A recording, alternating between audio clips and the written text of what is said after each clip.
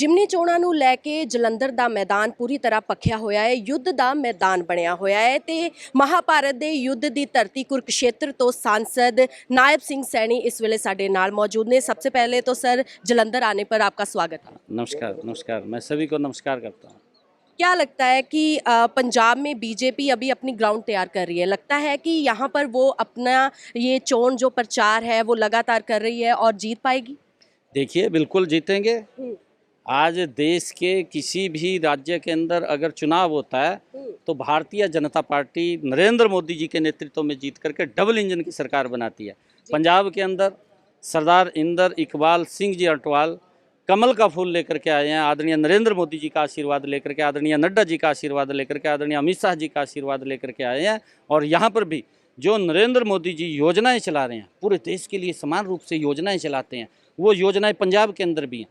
परंतु पंजाब की सरकार, पहले कांग्रेस पार्टी ने उनको दबा करके रखा और अब आम आदमी पार्टी की सरकार, क्योंकि ये दोनों बहन भाई हैं, आम आदमी पार्टी और कांग्रेस पार्टी, ये दोनों मिलकर के ये नरेंद्र मोदी जी को बदनाम करने की कोशिश ये करते हैं। परंतु लोगों के हित से नहीं खेलना चाहिए। लोगों को जो केंद्र से योजनाएं आती हैं उसको लोगों तक पहुंचाना चाहिए।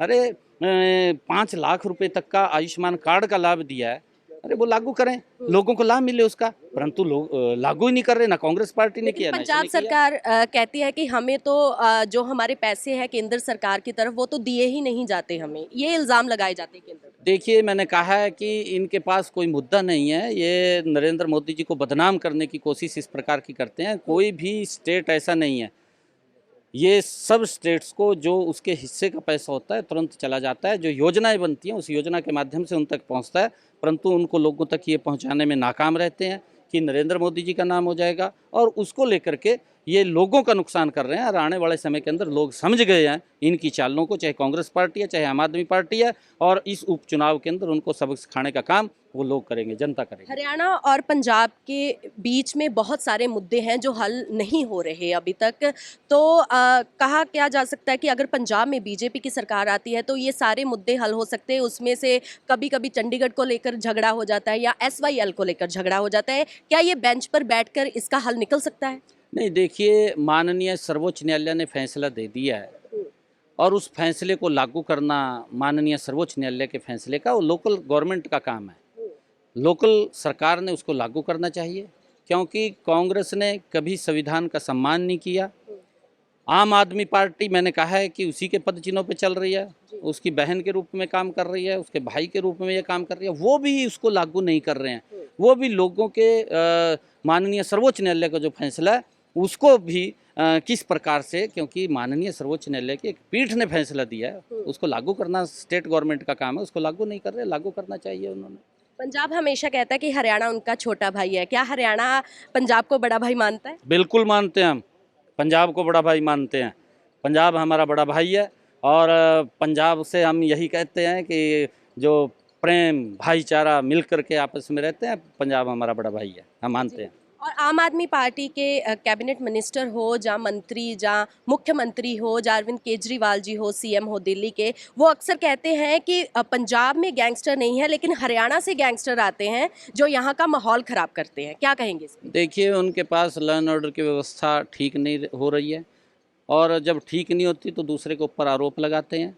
केजरीवाल साहब तो बड़ी बड़ी मंचों के ऊपर खड़ा होकर के ये बहुत बोलता था कि मैं कट्टर ईमानदार हूँ, मेरी सरकार कट्टर ईमानदार है, और कट्टर ईमानदार का चोला उतर गया है। केजरीवाल भी, उसके ऊपर भी आँच आ रही है।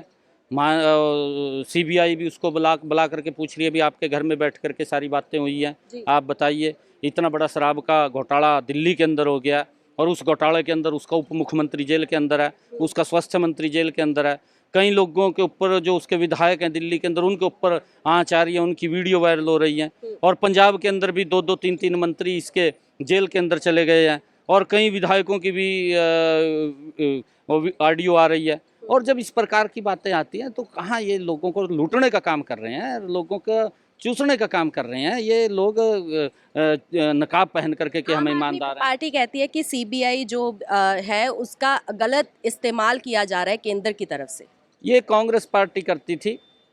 नरेंद्र मोदी जी ने सभी एजेंसियों को स्वतंत्र छोड़ा हुआ है, चाहे माननीय सर्वोच्च न्यायालय उसके फैसले को लागू करते हैं, और चाहे कोई भी एजेंसी है उसके ऊपर किसी प्रकार का कोई दबाव नहीं है, परंतु जब कोई भ्रष्टाचार के अंदर लिप्त होता है और जब उसके खिलाफ वो एजेंसी कार्रवाई करती है, तब वो इस प्रकार का लोगों का ध्यान भटकाने के लिए ये बात बोलते हैं कि नरेंद्र मोदी करवा रहा है, परंतु नरेंद्र मोदी नहीं करवा रहा।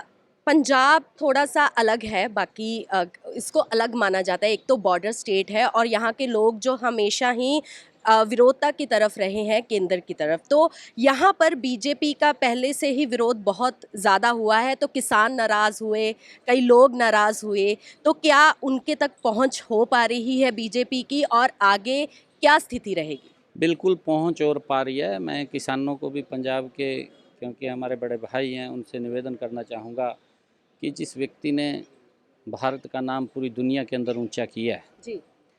देश के अंदर एक बड़ा बदलाव आया, चाहे रोड का इंफ्रास्ट्रक्चर ले लीजिए, चाहे आप रेलवे की कनेक्टिविटी की बात कर लीजिए, चाहे आप एयर कनेक्टिविटी की बात कर लीजिए, देश के अंदर इन 9 वर्षों के अंदर एक बड़ा बदलाव और देश का सम्मान विश्व स्तर के ऊपर ऊंचा करने का काम, बड़ा सम्मान दिलवाने का काम भारत को नरेंद्र मोदी जी ने किया। मैं पंजाब की आवाम से अपील करूंगा कि आप आगे आकर के नरेंद्र मोदी जी को मजबूत करने का काम करें, कमल के फूल को वोट दें। ਬਹੁਤ ਬਹੁਤ ਧੰਨਵਾਦ। ਤਾਂ ਇਹ ਸੀ ਸਾਡੇ ਨਾਲ ਨਿਆਪ ਸਿੰਘ ਸੈਣੀ ਜੋ ਕਿ ਕੁਰੂਕਸ਼ੇਤਰ ਤੋਂ ਸੰਸਦ ਮੈਂਬਰ ਨੇ ਤੇ ਨਾਲ ਹੀ OBC ਦੇ ਵੀ ਜਿਹੜੇ ਯੋਗ ਹੈ ਉਸ ਦੇ ਵੀ ਪ੍ਰੈਜ਼ੀਡੈਂਟ ਰਹਿ ਚੁੱਕੇ ਨੇ।